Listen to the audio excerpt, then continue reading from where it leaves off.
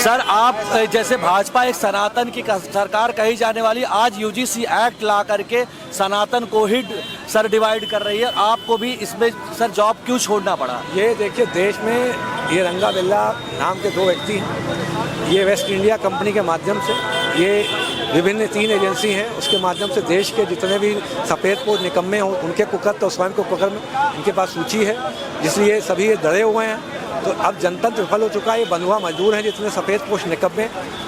अब रोड में युवा देख लिए जिस तरीके से उतरा है, यूजीसी बिल पे आज तक कोई भी सफ़ेद पोश निकम्मा नहीं बोला है।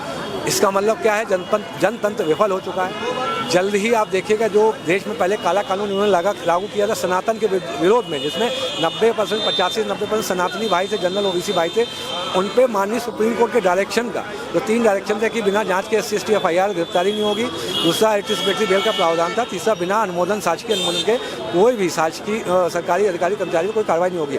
माननीय सुप्रीम कोर्ट के निर्देश को पलटते हुए, उनका कंटेम्प्ट करते हुए, इस गैर सनातनी जो सरकार है, छद्म सनातनी सरकार है, इसने धारा 18A ला के SC/ST एक्ट में इसको और मजबूत बना दिया।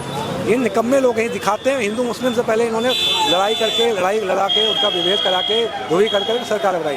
अब ये चाहते थे कि इनके जो भ्रष्टाचार ना खुलें और थोड़े दिन तक ये सत्ता राजपाट का मजा ले लें, तो ये हिंदुओं में भी जनरल ओबीसी, जनरल SC/ST भाइयों को लड़ाना चाहते थे। लेकिन देश का युवा जाग गया। देश के अधिवक्ता अगर देखिए सड़क में कितनी आज इन्होंने गिरफ्तारी दी हमारे अधिवक्ता बंधुओं ने।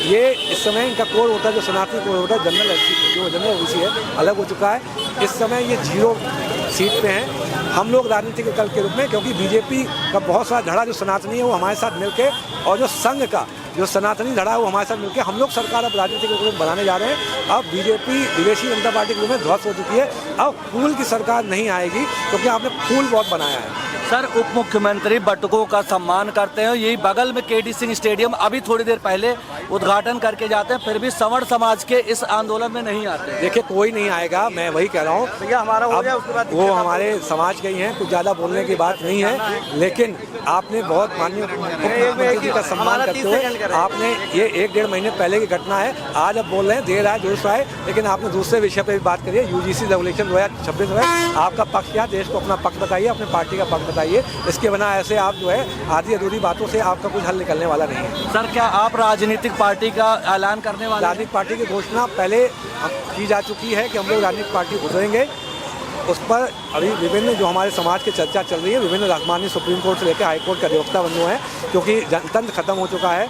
जो संघ है उस 2 फाड़ हो चुकी है, सनातनी गैर सनातनी में, और बीजेपी में विदेशी जनता पार्टी और भाजपा, ये 2 फाड़ हो चुके हैं। ये हम लोग हमारे साथ मिलकर हम लोग सड़कों पे उतरकर सरकार बनाने, अपनी पार्टी, एक नई पार्टी लॉन्च करते हुए हम लोग स्वयं अब सरकार बनाने जा रहे हैं। उसमें कौन कौन रहेगा सर? पूरा सनातनी समाज के जनरल ओबीसी वर्ग और जो SC/ST जो सनातनी हैं, सब लोग रहेंगे। धन्यवाद। आप देख सकते हैं कि एक जो PCS अधिकारी अलंकार अग्निहोत्री, जो कुछ समय पहले ब्राह्मणों का सपोर्ट करते हुए, UGC का विरोध करते हुए, शंकराचार्य के अपमान का विरोध करते हुए, वो स्वयं अपने जॉब से रिजिग्नेशन दे दिए और इसके सपोर्ट में आकर के स्वयं यहाँ पर प्रेजेंट है। जबकि यहीं पर लखनऊ में उपस्थित अधिकारी, चाहे वो बड़ा नेता रहा हो, कोई भी यहाँ पर उपस्थित नहीं हुआ। आगे की जो भी जानकारी होती है उसके लिए अपडेटेड रहिए और जुड़े रहिए नई सोच नई ऊर्जा से, और हमें सब्सक्राइब करिए। धन्यवाद।